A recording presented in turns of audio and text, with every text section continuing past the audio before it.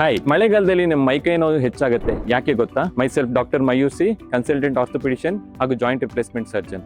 Usually ಏನಂದ್ರೆ ಮಳೆಗಾಲದಲ್ಲಿ ವಾತಾವರಣದಲ್ಲಿ ತೇವಾಂಶ ಅಥವಾ ಹ್ಯೂಮಿಡಿಟಿ ಏನಂತ ಹೇಳ್ತೀವಿ ಅದು ಜಾಸ್ತಿ ಆಗುತ್ತೆ. ಸೊ ಅದು ಜಾಸ್ತಿ ಆಗೋದ್ರಿಂದ ಏನು ಅಂದ್ರೆ ಜಾಯಿಂಟ್ ಅಲ್ಲಿ ಮಸಲ್ಸ್ ಅಥವಾ ಸಾಫ್ಟ್ ಟಿಶ್ಯೂಸ್ ಅಂತ ಏನಂತ ಹೇಳ್ತೀವಿ ಅದು ಸ್ಟಿಫ್ ಆಗುತ್ತೆ, ಟೈಟ್ ಆಗುತ್ತೆ. ಅದರಿಂದ ಜಾಯಿಂಟ್ ಮೂವ್ಮೆಂಟ್ ಕಡಿಮೆ ಆಗುತ್ತೆ, ಪೇನ್ ಜಾಸ್ತಿ ಆಗುತ್ತೆ.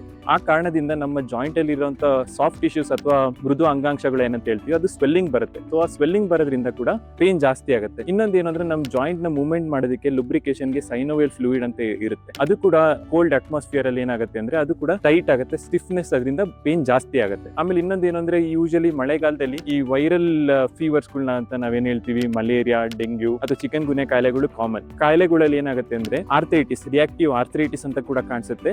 ಆಮೇಲೆ ಜ್ವರ ಬಂದಾದ್ಮೇಲೆ ಕೂಡ ಪೋಸ್ಟ್ ವೈರಲ್ ಆರ್ಥ್ರಾಲಜಿಯಾಗಳು ಇರೋದ್ರಿಂದ ಜಾಯಿಂಟ್ ಪೇನ್ಸ್ ಗಳು ಜಾಸ್ತಿ ಆಗುತ್ತೆ. ಆಮೇಲೆ ಇನ್ನೊಂದು ಏನಂದ್ರೆ ಮಳೆ ಬರೋ ಟೈಮಲ್ಲಿ ನಾವು ಹೊರಗಡೆ ಹೋಗ್ದಲ್ಲ ಇರೋದ್ರಿಂದ ಆಕ್ಟಿವಿಟಿ ಕಡಿಮೆ ಆಗುತ್ತೆ, ಅದರಿಂದ ಮಸಲ್ ಟೆನ್ಷನ್ ಜಾಸ್ತಿ ಆಗುತ್ತೆ. ಆಮೇಲೆ ಸನ್ಲೈಟ್ ಎಕ್ಸ್ಪೋಜರ್ ಇಲ್ದಿರೋದ್ರಿಂದ ವಿಟಮಿನ್ ಡಿ ಡೆಫಿಷಿಯನ್ಸಿ ಆಗುತ್ತೆ. ಸೊ ಇವೆಲ್ಲ ಕಾರಣಗಳಿಂದ ನಮಗೆ ಮಳೆಗಾಲದಲ್ಲಿ ಯೂಶಲಿ ಜಾಯಿಂಟ್ ಪೇನ್ಸ್ ಅಥವಾ ಬೋನ್ ಪೇನ್ಸ್ ಏನಂತ ಹೇಳ್ತೀವಿ ಅದು ಜಾಸ್ತಿ ಆಗುತ್ತೆ. ಸೊ ಈ ಜಾಯಿಂಟ್ ಪೇನ್ಸ್ ಏನಾದ್ರು 4-5 ದಿವಸ ಆದ್ರೂ ಕಡಿಮೆ ಆಗಿಲ್ಲ, ಸ್ವೆಲ್ಲಿಂಗ್ ಅಥವಾ ಪೇನ್ ಜಾಸ್ತಿ ಆಗ್ತಿದೆ ಅಂದ್ರೆ ನಿಮ್ಮ ನಿಯರೆಸ್ಟ್ ಆರ್ಥೋಪೆಡಿಷಿಯನ್ ಮೀಟ್ ಮಾಡಿ ಅದಕ್ಕೆ ಟ್ರೀಟ್ಮೆಂಟ್ ಪಡೆದುಕೊಳ್ಳಿ. Thank you.